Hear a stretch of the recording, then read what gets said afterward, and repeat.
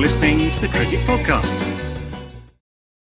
Hello everyone and welcome to the Cricket Podcast, where it has been confirmed Sunrisers Hyderabad v Kolkata Knight Riders will be your 2024 IPL Final for the third year in a row. The top two make it through to the big game, and that will be taking place on Sunday. I'm Jack Hope. I'm joined by Dan Weston.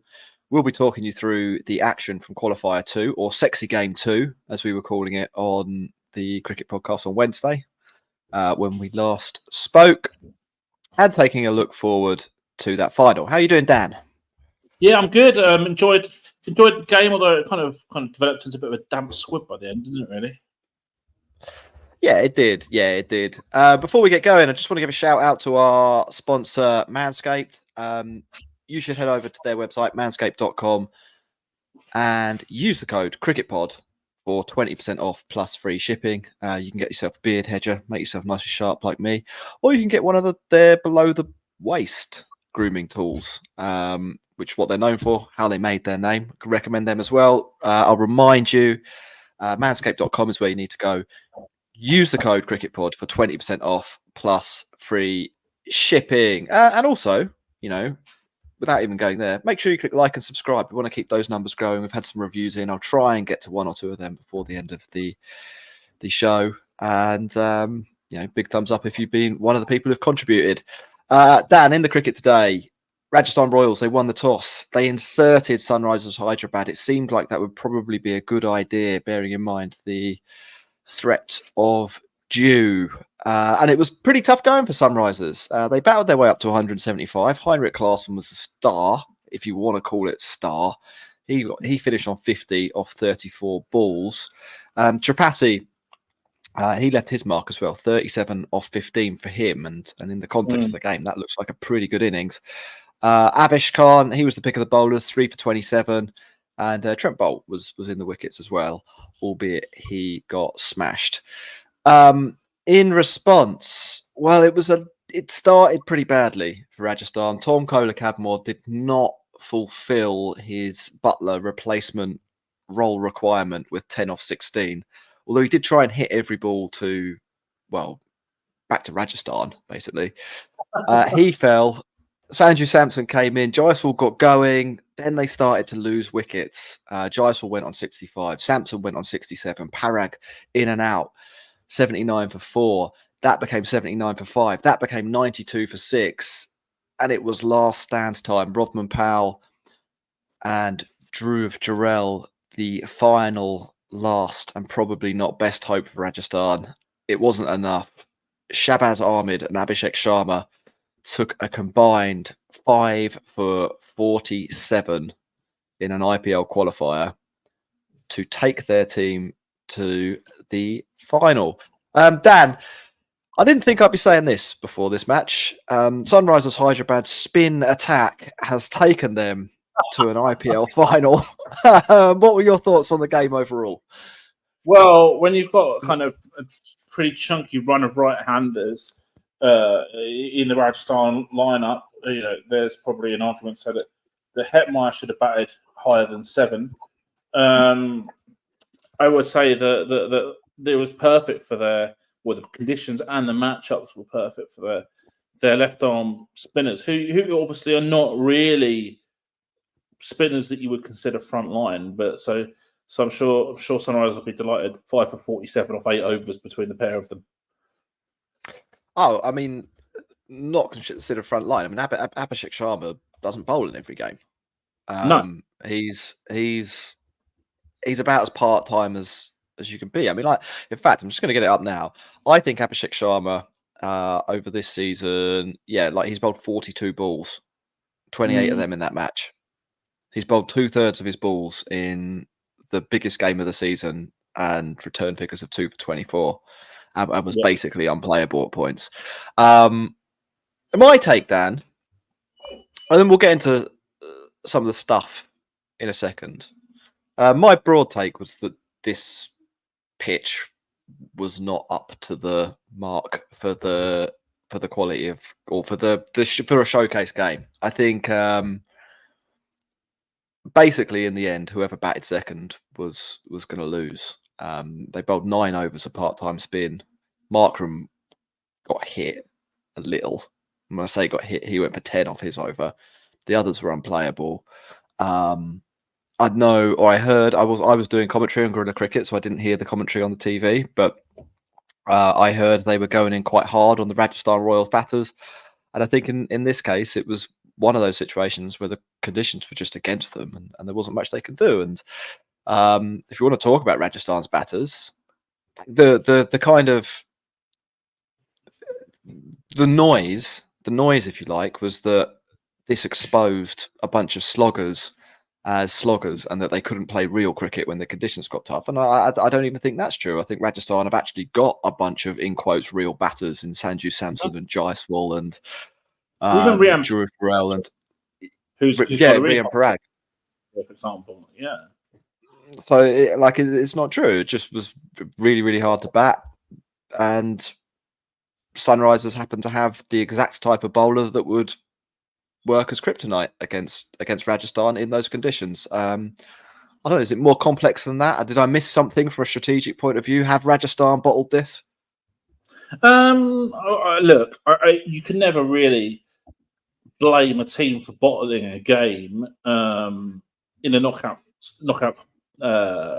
match in a tournament because the variance of these is so high. 50 games are pretty commonplace. So someone's got to win, someone's got to lose. I don't think there's necessarily an issue with bottling. Jaiswal got Rajasthan off to a flyer, despite the next 3 batters all going at less than a run a ball and taking 37 balls out of their resources.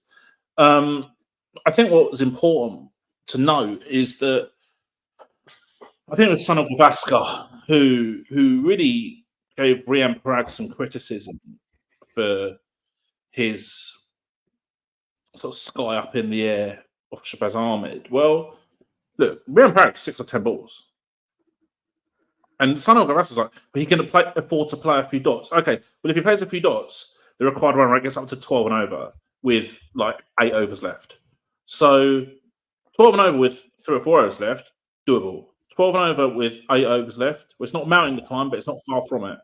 And that's a big ask in a knockout game with not a lot of batting to come, really.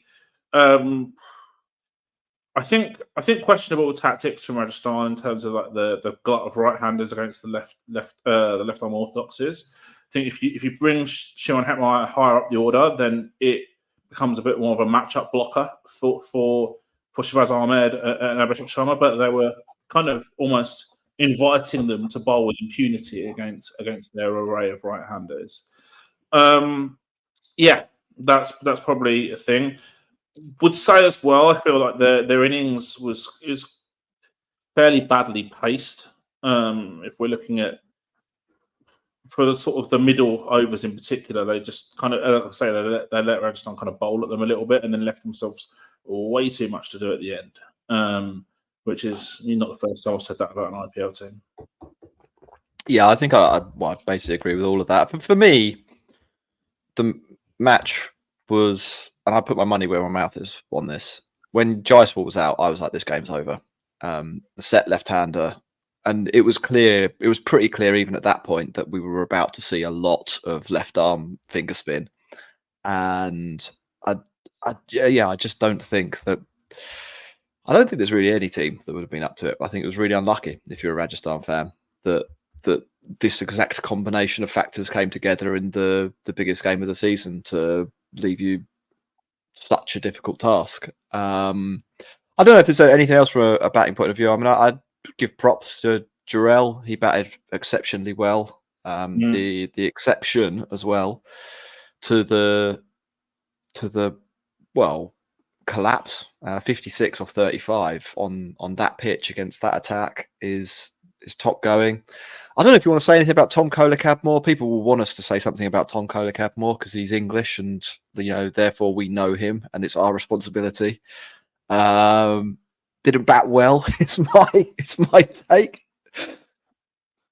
Well, I know Tom, so and he's a good man. So look, I'm sure he's going to be disappointed with 10 or 16 balls for sure. But look, this is the game. Sometimes it's not like he was intentionally, blocking. No, he was trying to hit every ball for six. That's what I'm saying. So like it wasn't through a lack of intent. Whereas we've seen people get out for 10 or 16 balls a lot of the time, and they've shown no intent, and that's when I think you can really criticise somebody. I don't think you can do that. I've seen him start fast. I've seen him start slow. I've seen him accelerate at different times of his innings. Didn't work out for him today. That's what happens in one-off matches. Yeah, I think that's fair. A couple of things that Sunrisers did really well, and if you just look at the scores, probably go under the radar a little bit. Rahul Tripathi's 37 off 15. Arguably, maybe it's probably not the difference, is it? But it makes a major difference in terms of what Rajasthan have to chase and how difficult that task is, doesn't it? Yeah, and also the fact that Kadmore, Samson, and Rian Parag combined for 26 off 37 when Heinrich Klaasen scored 50 off 34. Yeah, so they had someone in the middle overs doing the business basically, and broadly the difference between the two teams in terms of the run rate. Yeah. Dan, I'm not sure if there's anything else to really dwell on. Sometimes games just aren't that good, and this was probably one of them. I mean, like we'll take a break and we can talk about the final, and we've got some questions and stuff like that. Maybe actually we've had a super chat in from Zero Gravity, which I think is a good one. Maybe this is a good way to end the part one. Who is actually the better team, Sunrisers Hyderabad or Rajasthan Royals?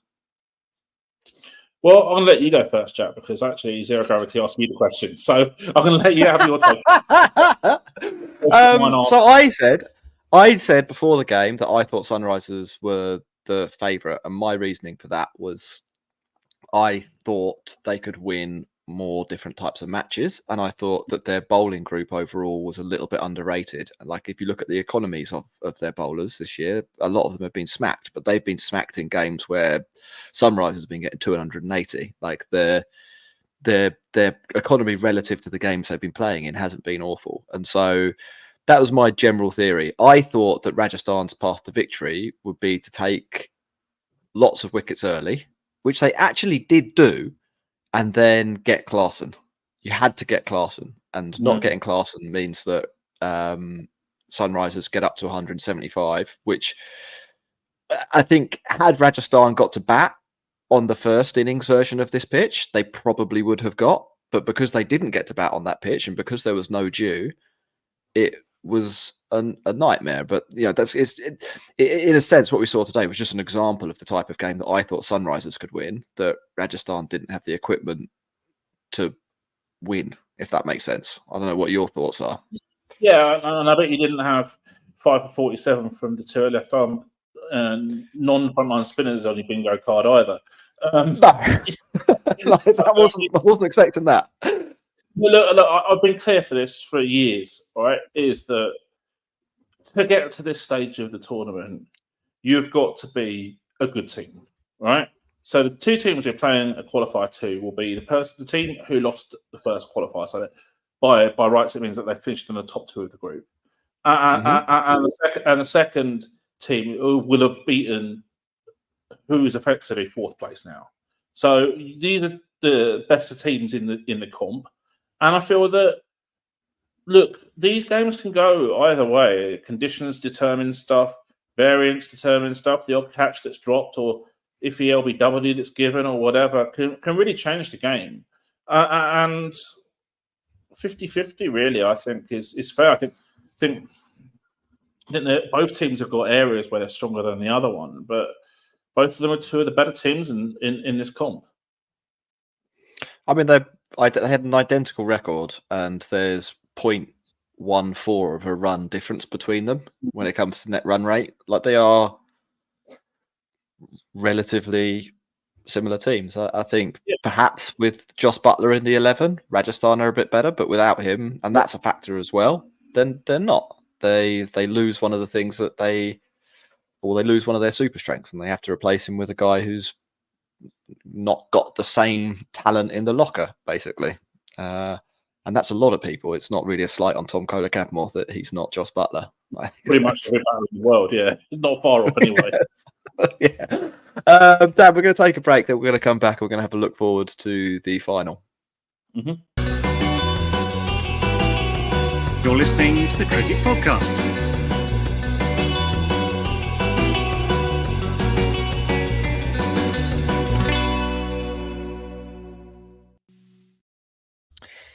Welcome back, everyone, to the Cricket Podcast. Just want to remind you that our other sponsor for this episode is Serious Cricket. And if you're over on YouTube, do make sure you click like and you're subscribing to the video. We're a few subscribers shy of the magical 16,100 mark. And it would be great to get there before the IPL final. So click that button. Just want to plug our other podcast as well. So Dan and I, in addition to doing the cricket podcast, we have a podcast called Strike Rate, the cricket analytics podcast. So if you're interested in the data side, the numbers side of the sport, we have a show for you. We do episodes every Tuesday on a different topic. It's mostly evergreen, so you can take a look now after this podcast is done. Go back and listen to an episode on a topic that interests you. I think our next one's going to be on like what we learned from the IPL, the 2024 IPL. So that one will be a little bit contemporary, but only to this tournament. Dan, the final, Kolkata Knight Riders v Sunrisers Hyderabad. You talked just before the break about how Rajasthan Royals v Sunrisers Hyderabad, second v third in the comp, is a bit of a toss-up. This one, though, I think you can make a fair case that in this season's IPL, Kolkata Knight Riders have been a little bit better than everyone else. Like they're carrying a plus 1.4 net run rate. They've lost 3 matches and they've all been quite close games. They had a rain off, so they could have made it 10-4 had that final match gone ahead. Is there an argument to make that this is a little bit less of a 50-50 match for a playoff round, or would you say that actually this all comes out in the wash and probably we're going to see something similar that we saw today? I think that you're looking at a reasonable scenario where you think KKR are slight favourites. I think that they were better in the group stages and they won with ease in the first qualifier as well. So I think they'll be taking the kind of mental superiority into the final. But I think we have to accept that both teams have got match winners, numerous match winners in their 11 or 12, and that's the joy of knockout cricket. That's the variance of knockout cricket, and that's why finals are such an amazing watch. I would go about 55-45 in favour of KKR. Fair enough. Do you want to? You said that there's some match winners there. Is there anyone that you're particularly looking forward to? What are the major battles coming up on Sunday? Well, I think the Sunrisers opening bowlers against Narayan will be a battle that they'll be desperate to win. I think that getting Narayan back in the pavilion with in single digits would be a huge boost for Sunrisers, and then they've got to try and minimise the damage later on in the innings from Rinku Singh and Andre Russell as well. Those are two of the key battles for them. So they've got to bowl well. They've got to have their roles pretty much nailed. Bowl well up top in the death, and I think that they've got a decent opportunity to do that. In terms of the other way round, I think obviously after the huge investment and the good performance in Qualifier 1, KKR will be looking to Mitchell Starc to lead their attack. So that's that. But then by the same token, you've got Travis Head and Pat Cummins in the Sunriser team who will know Mitchell Starc extremely well. They also have Dan Vittori as head coach, who's the bowling coach at Australia as well. So there's going to be probably a little bit more knowledge among the Sunrisers think tank about Mitchell Starc than there might be for the average team. So how they play Mitchell Starc will be really fascinating. With the bats as well. I mean, the Travashek up front has been a fantastic partnership. Tripathi showed his value in the last couple of games as well. And obviously then further down the order, Hardik Klaasen, one of the best batters in the world, no doubt.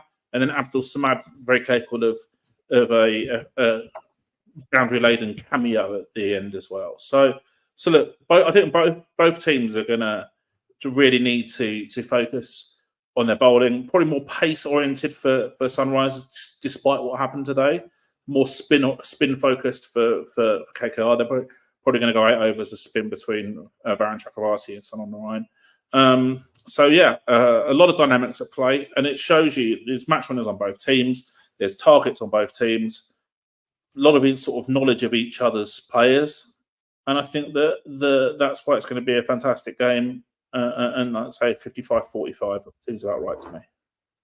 Yeah, I think Sunrisers need Sun on the Line to stop being really lucky as well. I was looking at how many false shots per dismissal Sun on the Line's managed this year. It's about 13 false shots per dismissal, which is more than twice the average, and that's not something that you can control. That's basically everybody in the IPL is kind of rooted to this 6 false shots per dismissal number, and you can have years where you go above, but you're just as likely to have a year where you go below. It's not something that you can be good at. You can't be good at not being out to false shots. It's just complete randomness. If you're running at 13 false shots per dismissal, you are, you're in the stratosphere basically. There's virtually nobody even close to that. Everyone else is coalesced around that 6 number, and that does go away to explaining why Narayan has 400 odd runs and has been destroying people left, right, and centre. So basically, that's that. And there you go. If we're talking about variance, that's exactly what we mean. You 5 1 year and have 400 run season the year after, and both of them do not reflect how good or bad you are. Yeah, I think that effectively is effectively kind of what we're saying. Dan, we had a few questions in from Twitter, but we've got one on YouTube first from Zero Gravity again, who says, and thank you very much for the super chat, Zero Gravity. He says, I mentioned in comments on one of your videos that Delhi Capitals is going to make the playoffs. On which you guys said it's a bold prediction. Do we think that Rishabh Pant playing against RCB would have made a difference? Let's go back a few games. RCB obviously needed to win that one to get their showdown match v CSK penciled in. But Pant was banned because of slow over rates. What's your thoughts on that, Dan? Look, I'm reluctant to say that one player would have made a massive difference in a 47-run loss. But then DC did have to play either David Warner or Kushagra, who probably had a fairly, in both players, in my view, had probably a fairly low expected performance level. But it would have made a difference in terms of expected value, but it's probably definitely less than 10 runs expected value difference. So I think that it's clutching at straws to suggest that Rishabh Pant would have been the difference between losing by 47 runs and winning the game. No, I don't really see that. He's good. Yeah, I think no one's plus 47. No, I think even peak Andre Russell would be not plus 47. No, for sure. Yaman on Twitter says, "What should Rajasthan Royals have done differently?" So going back to today's game, was there any strategic weaknesses? I think you mentioned Hetmeyer up the order. Yeah. Anything else? I think that's the main one, because it allowed the left arm orthodoxes to bowl with kind of impunity against 2 right-handers more often, and obviously were making inroads into the team. So if you put Hetmeyer up the order a bit, then it does create that matchup blocker effect, so that they're going to be way less willing to bowl. Abhishek Sharma in particular, who, as Jack said earlier, is really, really been an irregular bowler for them this season. But because it's 2 right-handers, they probably were like, well, we can just carry on going until they change this. So they'd have been delighted. For example, Ashwin went in ahead of Hetmeyer. Yeah. We had another question in which touches maybe a little bit on something they could have done differently. Alan Doulis, not the Alan Doulis, says, what should the side which wins the toss in the finals do? as it is at the same venue 2 days later. Now, I think if Rajasthan could go back in time and change anything, they'd have changed that decision to bat second, I think. On Sunday, what are you advising the captain if you're the analyst in the dugout? Cool. Talk about land me with a difficult question. I mean, I want to have a look at ground data and stuff first. But look, on a broad point, and we don't know what pitch they're going to use. If they use the same pitch as today, which was pretty tricky to bat on, I'd say. I think it's the one next door. There's a full red clay one ready to go. Apparently. I think it should be mandatory that there's a fresh pitch for a final. I really do. But look, if it's the same pitch as today, I think batting first makes more sense. One, because scoreboard pressure in the final is probably never a bad thing, and two is that the pitch will probably deteriorate markedly as the game progresses, which we already saw today. And if it's the same pitch, they will probably have a pretty similar dynamic. So I'd probably look to bat first if it's the same pitch. If it's a fresh pitch, then probably I wouldn't want to say right now because I'd have to do a lot more kind of detailed research into that decision.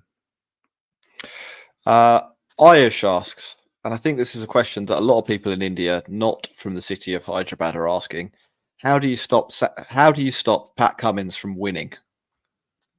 And he's pretty good at it, right?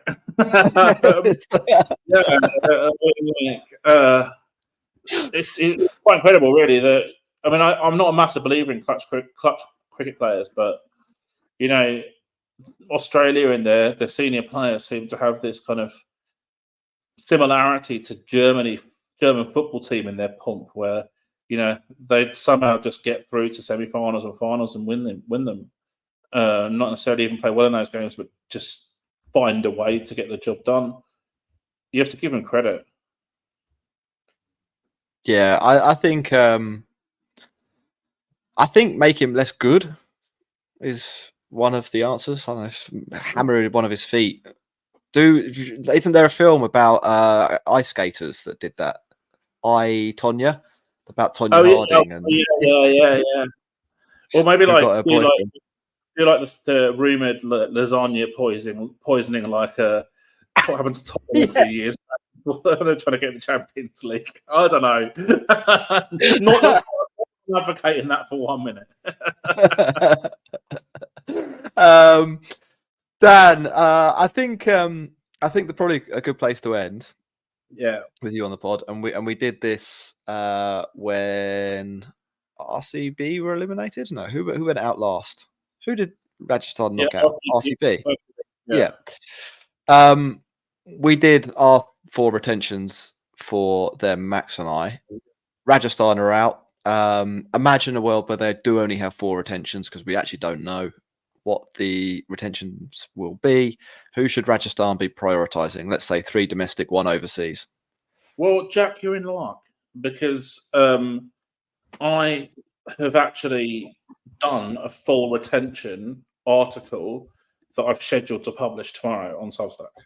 So if anyone wants to read that, danweston.substack.com, and you can read my thoughts on 4 retentions, 6 retentions, more retentions, dynamics of finances, everything. So listen to that. Look, if a lot of it will depend on how much you have to pay to do the retentions, but broadly speaking, I got a short list of 4 for Rajasthan, and I've got notes as to why. As a team, my general notes are we'll likely want to keep a lot of the squad that has had a decent 3-year auction cycle, and a team that should be pushing the league for a high number of retentions. 1 to 4. Number 1, Sanju Samson, captain and batting at a continued superb level at peak age. Number 2, Yashasvi Jaiswal, massive talent. They'll be desperate not to lose him into other teams. Number 3, Rian Parag. Their long-term investment has paid off, and they won't want other teams to benefit from that. And number 4 is Joss Buttler. But there's the big problem is you're going to want to probably pay your domestic players the most there because they're the priority, and whether he would want to take the lowest retention slot, it is another debate. Going through to a sort of rules where you can retain more players, they're probably going to think about the likes of Yuzvendra Chahal, Trent Boult, Avesh Khan, and maybe even Prasha Krishna, who missed the season this year, and then that might sort of be away from a lot of people's thoughts. They might also think about guys like Dhruv Jurel and Andre Berger as well. I think probably time might be up in terms of at least a high value salary for guys like Ashwin and maybe Shimon Hetmeyer as well, this team. Yeah. One more super chat from Zero Gravity, and this will be a big battle. Do you think Stark will get the better of Head in the final? I am going to go with Head to win the battle, but Stark to win the war on that occasion. I'm going with. That's a good way to describe it. Yeah, I'll go with that. Yeah, and is there any other questions in the chat? I don't think there retentions are from Shocker Sid. I'll give you my point. Go on, do that, and then we will finish because we've got a hard stop at half 7. Yep. Kohli, Siraj, Cameron Green, Rajat Patidar, or Will Jacks for Cameron Green, depending on who wants to take that third slot. Cool. Well, there we go. Nice and easy. I think that's what we said yesterday. So I'm glad we are in agreement. Thanks very much, everyone who came along to watch live. Thank you very much if you're listening later. Do join us on Sunday after the final. It'll be Ross and myself on for that one, unless you're about as well, Dan. No, it's travelling, unfortunately, because I've got to go down to Canterbury or to Kent. That's a shame. Make sure you click like and subscribe, etc. Our sponsors for this episode are manscaped.com. Use the code CricketPod for 20% off plus free shipping, and Serious Cricket, where you can get all your cricket gear for the season. The links to both are in the show notes. Go over there, use those products. We recommend them highly. Thanks very much, everyone. Goodbye.